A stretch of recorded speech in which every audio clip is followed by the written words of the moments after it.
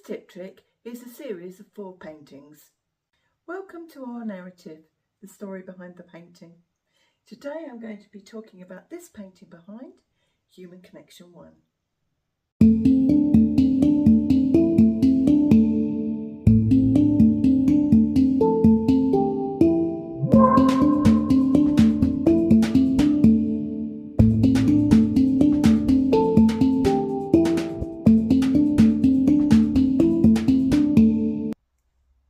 Hi, if you're new to my channel, I'm Evangeline Thyme. I'm a UK artist and I live on the Kent coast, and I'm a figurative artist who paints in oil. When I returned to painting about 15 years ago, I challenged myself to do something new.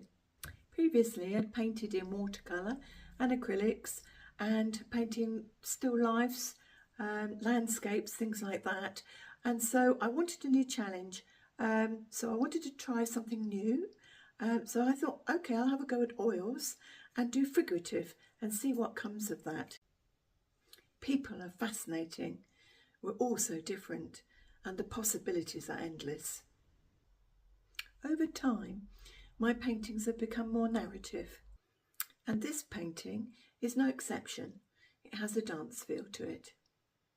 I'm a lover of literature, music, dance and inspirational women, and these have all crept into my work. The best way to achieve this painting was on board.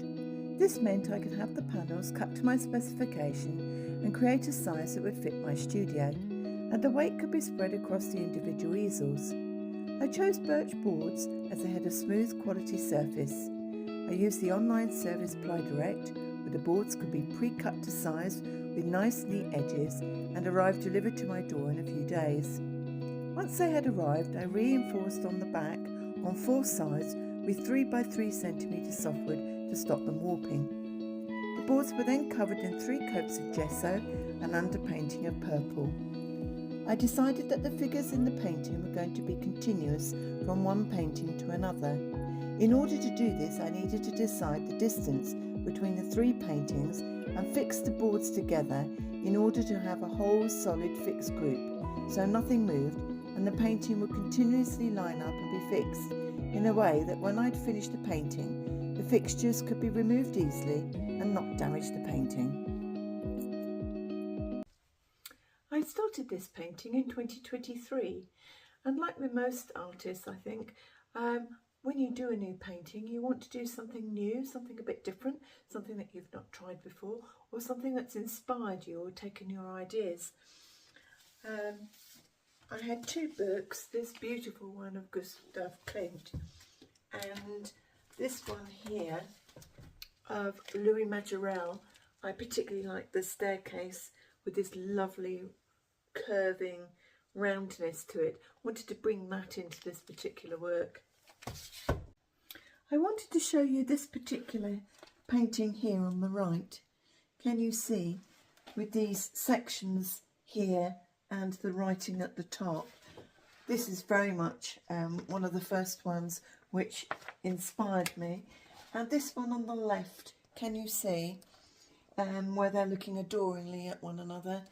There seemed to be this wooden structure which ran round the outside. As you can see from behind, that very much influenced me as to how I wanted the painting to look. I organised a photo shoot with a reader. This is a reader here, the shapeshifter. We'd worked together before. I gave her a brief and told her what I was looking for, and she went off. We worked remotely and created a good 1,000 or so shapes for me to work through. And I looked at all the photographs online and then whittled them down, and then from that began to put them into this composition here.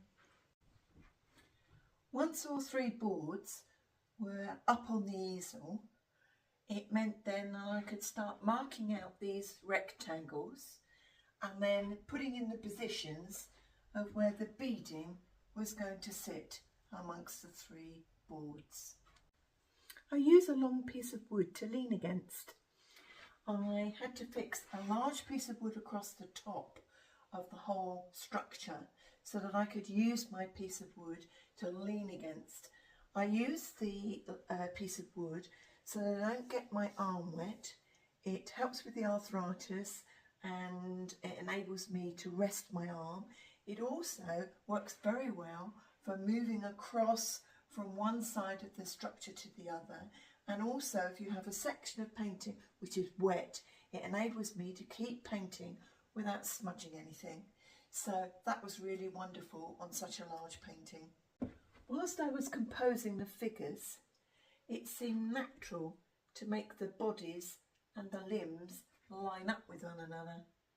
And this is the point where I called the painting Human Connection, because I could see, particularly with these hands here, they were talking to one another and connecting. I was fascinated by having words on a painting. That seemed kind of, I don't know, unusual to me, and Klimt had done this. So I thought to myself, okay, I'd like to try this. So what words would I put at the top of my painting? Well, seeing as the painting is called Human Connection 1, I decided that I would put the words connection at the top of each painting. So here we have connection in Icelandic, connection in Japanese, and connection in Aboriginal. And that depicts the cold, hot and temperate countries of the world.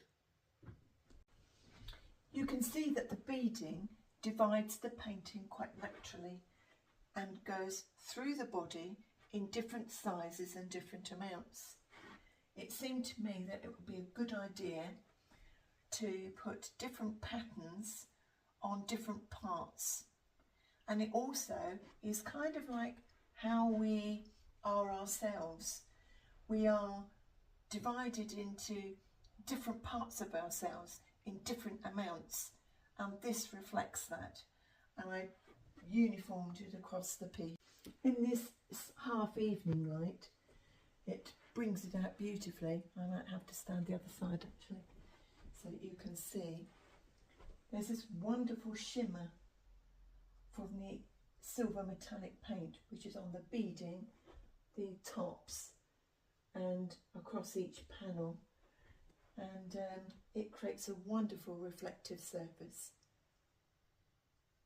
Once the painting was becoming closer to completion, it was time to cut out the beading, and I wanted to keep the beading very much as it was in the Klimt painting that I showed you. So they were cut out individually, labelled, and then they had to be stuck on with glue, and then they had to be clamped on so that they could get a good fixing. If you can see, there's almost like a flow and a balletic feel to the arms that comes through here and ends here. And when I was painting, I almost felt that there was like an energy coming through, so much so that through these sections here and here, I actually painted some like little petals which came through to the hands to show this life force. But I don't know why, I didn't like it too much, and so I kept it quieter and simpler. But in certain lights, you can still see the force that I put in very closely. So it's the sort of thing that you would know if you were close to the painting, but not necessarily from afar. The more time that I spent with my ladies here, the more that I felt that they needed names.